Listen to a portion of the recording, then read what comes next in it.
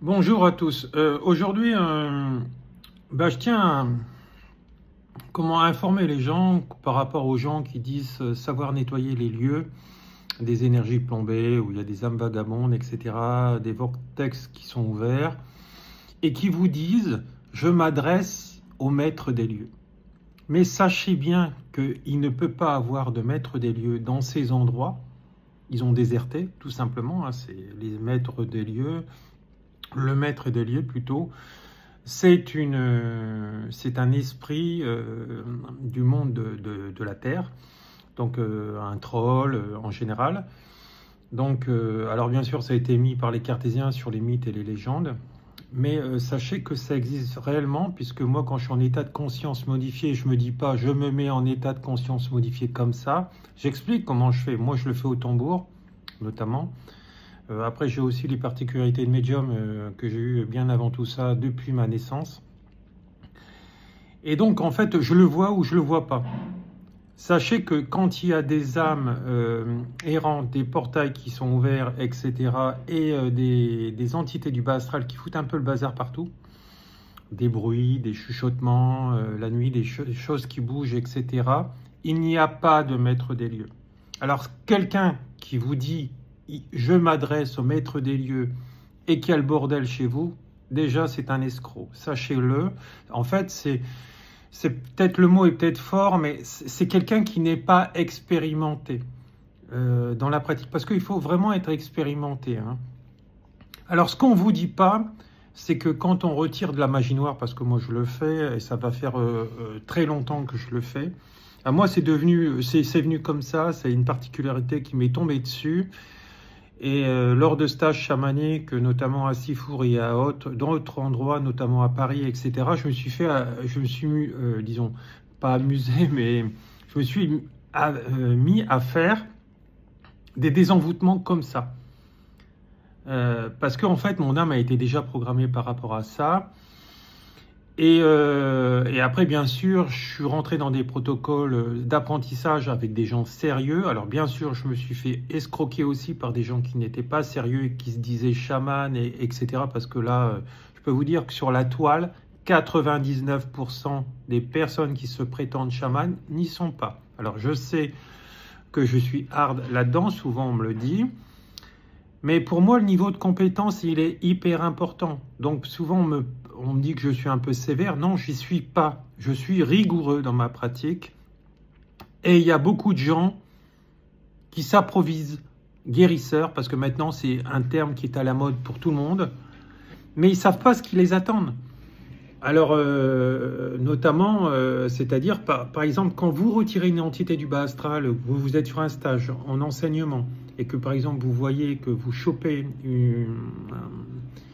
une entité du bas astral qui était sur une de vos élèves et qui vient sur vous, sachez qu'il faut savoir déjà la retirer. Alors, il existe différentes entités comme différentes âmes qui sont hyper puissantes. D'accord? Donc sur le plan terrestre, nous ne sommes pas tous égaux, aussi bien dans la pratique que dans l'énergie. Il existe des guérisseurs, mais qui dépassent l'entendement. Moi, j'en ai vu au Brésil notamment. Voilà. Ou pour moi, ça relève du miracle. Hein. Attention, c'est que ma parole, c'est mon ressenti, mais souvent, je peux vous dire que dans mes ressentis, je me trompe rarement. Alors, quand vous retirez la magie noire, alors bien sûr, il faut rentrer en apprentissage parce que ça ne tombe pas du ciel, hein. Même si on a des prérequis, on sait faire des trucs comme ça, par exemple, innés, on va appeler ça comme ça. Pour moi, il faut être guidé par quelqu'un de sérieux, comme dans le chamanisme, hein, parce qu'à l'heure actuelle, je te mets des fleurs par-ci, je te mets des bougies par-là, des pétales là, et puis ça y est, je suis chaman. Maintenant, c'est ça sur la toile. Bon, après, il y a des gens qui se disent pas chaman, qui disent arriver à faire passer des entités, etc. Alors, les entités les plus simples, je dirais que quasiment tout le monde est capable de les faire partir. Hein, avec un peu de sauge, etc. Une prière, etc. Ça, c'est basique. C'est basique. Si on veut, on peut. Là, ok. Je suis d'accord. Mais quand il y a des âmes démoniaques, comme un peu dans le film L'Exorciste, je peux vous dire que ça arrive parce que ça m'est déjà arrivé à les enlever sur les gens. Alors, il faut savoir que...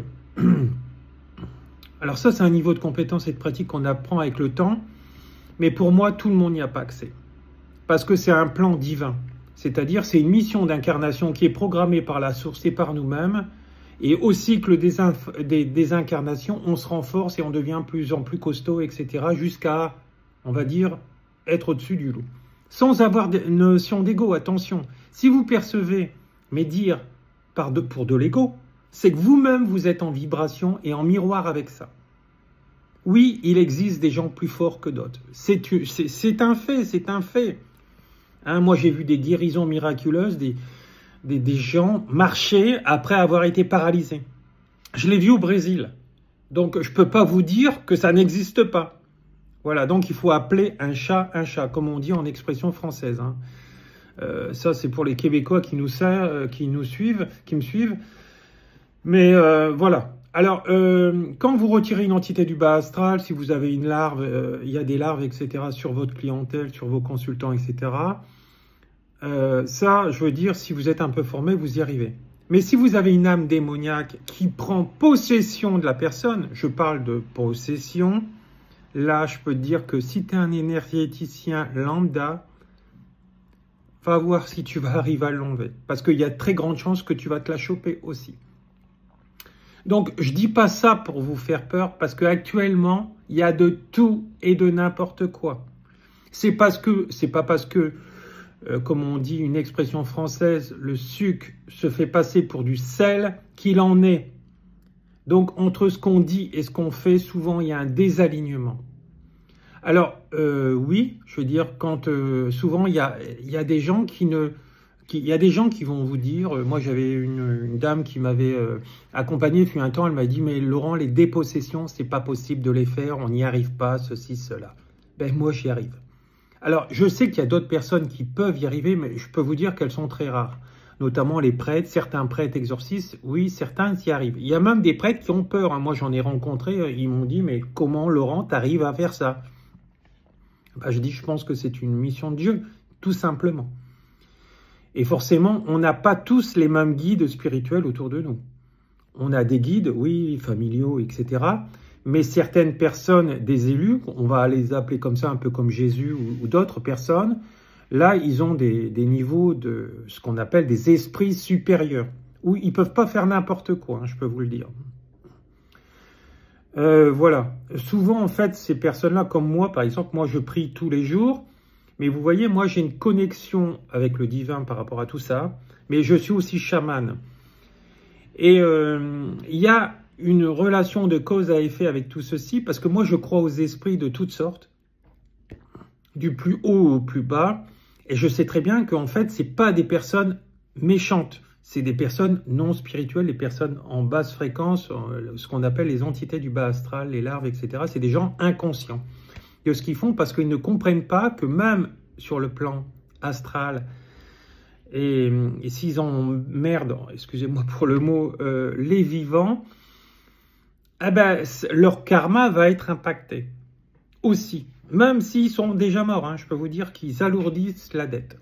Comme si vous faisiez une connerie, etc. et que vous la rectifiez pas. C'est pour ça que je vous conseille, avant de mourir, de rectifier toutes les conneries que vous pouvez rectifier. Les gens qui veulent plus vous parler, ben, vous avez essayé, voilà.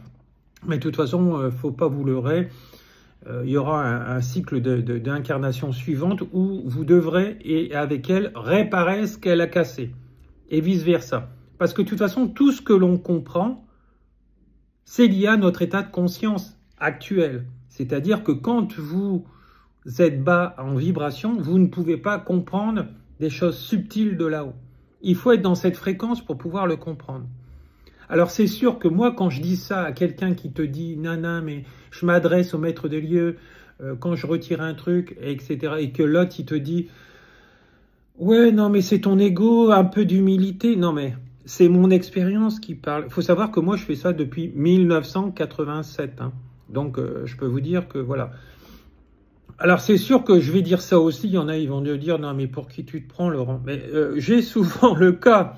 Et quand je vois les dépossessions que je fais à mon cabinet et que les personnes se mettent à prier par des langues étrangères qui ne parlent pas dans la vie actuelle et qui se mettent à prier et à coucher sur ma table, etc. Quand je fais ça dans cette phase-là, parce que par exemple dans le chamanisme, il y a des moments, la personne elle est possédée, mais elle se met à faire des bonds d'1 mètre sur le canapé, sur le divan, quand je la reçois. Là, je ne peux pas utiliser l'état de conscience du chamanisme, puisque déjà j'ai les yeux fermés. De toute façon, quand on est chaman, voilà, et on voyage dans les mondes subtils. Voilà. À un moment donné, il faut procéder autrement, sinon la personne va se fracasser sur votre table de salon, comme j'ai déjà eu. Voilà, bon, elle ne s'est pas fracassée parce que ben, j'ai entendu le bruit, et puis je suis revenu du voyage, et puis après, j'ai traité autrement la personne.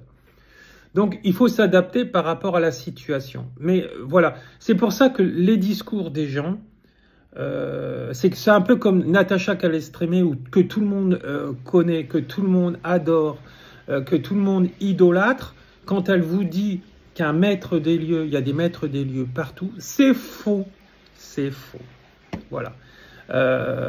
Voilà, c'est un niveau d'expérience, il faut vraiment être chaman. Hein. Moi, j'ai été formé et initié en Mongolie et en Sibérie pendant des années. Moi, ça va faire déjà plus de 11 ans maintenant que je fais ça à plein temps, parce que c'est mon travail et je ne fais que ça.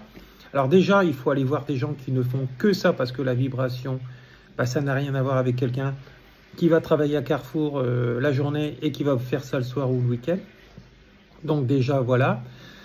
La personne qui travaille dans ces environnements-là, eh ben, elle est plombée par les énergies de ses collègues, du lieu, etc. Parce que là où vous travaillez, vous êtes plombé aussi. Donc c'est pour ça qu'il faut apprendre à vous nettoyer régulièrement. C'est ce qu'on voit aussi dans mes stages. Mais pas avec un bâton de sauge, parce que parfois, une entité, quand elle s'accroche le bâton de sauge, elle n'en a rien à foutre. Hein, je dis un bâton de sauge, mais autre chose, même je sais qu'il y a des grains là, d'encens là qui se brûlent, qui se disent par rapport au grand esprit, etc. Même ça ne les décroche pas. Même des pierres, quelle que soit la pierre, ça ne décroche pas une entité, ça n'empêche pas l'entité de rentrer chez vous si elle a envie d'emmerder le monde. Puisque de toute façon, elle va venir dans des lieux où ben, c'est vibratoire. Moi, quand je suis rentré dans mon lieu d'habitation actuel, la mamie qui avait ce lieu avant, elle est morte dedans. Je suis arrivé, elle était encore là. L'âme était là. Donc moi, ben, je l'ai senti, j'ai fait donc un dégagement des lieux. Alors un dégagement des lieux, c'est pas brûler de l'encens, c'est pas du tout ça. Bon, ça en fait partie, mais il n'y a pas que ça. Bref, ça serait trop long à vous expliquer toutes les étapes, etc. Mais il faut rechercher dans tous les lieux, dans tous les placards, etc., voilà, les entités où ils peuvent se planquer, les nettoyer, discuter avec eux parfois, les plus récalcitrantes, les plus méchantes, là il faut prendre l'autorité sur eux, et donc un chaman, ça c'est le faire, et il les dégage, il les expulse de chez lui, il referme les vortex.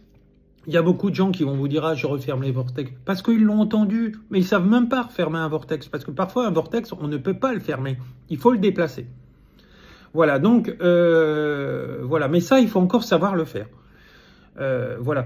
Donc, ben, il faut appeler un chat un chat. J'en reviens toujours à la même chose. Voilà, donc je vais reprendre le fil de une idée d'origine. Donc, il faut aussi l'expérience de tout ça. Et pas se mettre avec des gens qui savent même pas parler de quoi ils parlent. C'est important de voir le niveau d'expérience aussi de la personne, parce qu'on n'est pas tous égaux là-dedans. Alors, c'est pas une question d'ego, hein. Il y en a plein qui vont dire « Oui, c'est Monsieur Martel, vous êtes dans l'ego. Bon, là, on est tous égaux, etc. » Ouais. On le sait très bien qu'on n'est pas tous égaux, puisqu'on vient sur la Terre pour ascensionner et apprendre chaque jour, etc. Et on est tous à différents niveaux vibratoires. Bon, moi, pour ceux qui calculent souvent mon taux vibratoire, moi, je suis à ultra blanc, donc unité de Bovis. Hein. Donc, vous n'avez qu'à regarder à quoi ça correspond. Ça fait le tour, hein, ça fait un 360 quasiment. Et voilà, donc...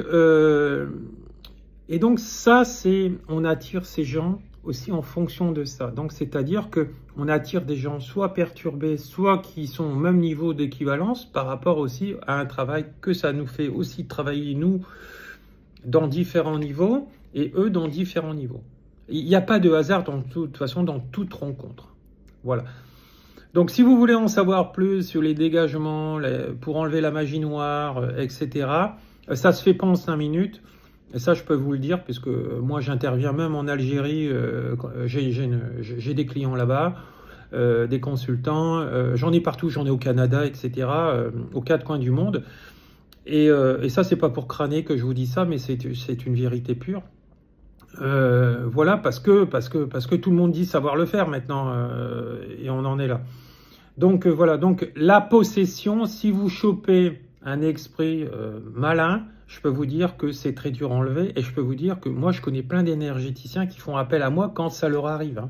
Ils enlèvent les petites entités sur les gens, et puis quand ils sont possédés de l'intérieur et qu'ils sentent que ça fait un peu comme, je sais pas moi, une pieuvre, si j'essaie de vous trouver le dessin dans mon mental, qui s'accroche et qui veut pas se retirer, là il faut vraiment quelqu'un de compétent. Souvent un vrai chaman, lui, est capable de le faire, hein, et de le voir.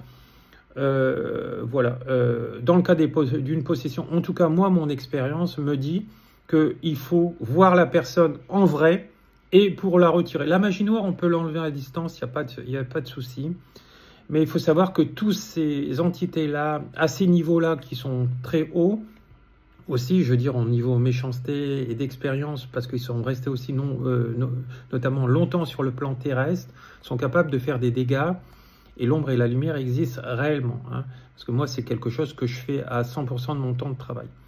Voilà, c'est pour ça que un débutant ne doit pas faire des désenvoûtements chamaniques sans avoir un retour, surtout quand il touche le vaudou. Pour enlever le vaudou, il sera plombé.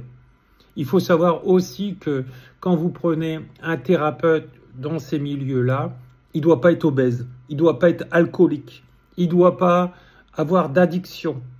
S'il est addict à quelque chose, il est forcément plombé par des entités du bas astral. Systématiquement plombé par des entités du bas astral, même s'il est malade. Parce que, en fait, toutes ces entités se nourrissent de ces énergies-là. Donc ça, c'est un signe extérieur que vous devez voir. Et quand il est là, à fuir ces thérapeutes-là. Voilà. Même s'ils ont des particularités de guérison dans d'autres choses, sachez qu'ils peuvent plus vous plomber que vous guérir. Voilà. N'hésitez pas à liker, à partager cette vidéo. Et à me dire qu'est-ce que vous en pensez. Voilà, je suis prêt à discuter avec vous, à vous faire comprendre les choses et vous donner d'autres éléments que j'ai pas pensé à dire dans cette vidéo. Voilà, je vous remercie à tous. Au revoir, bonne journée, beaucoup d'amour.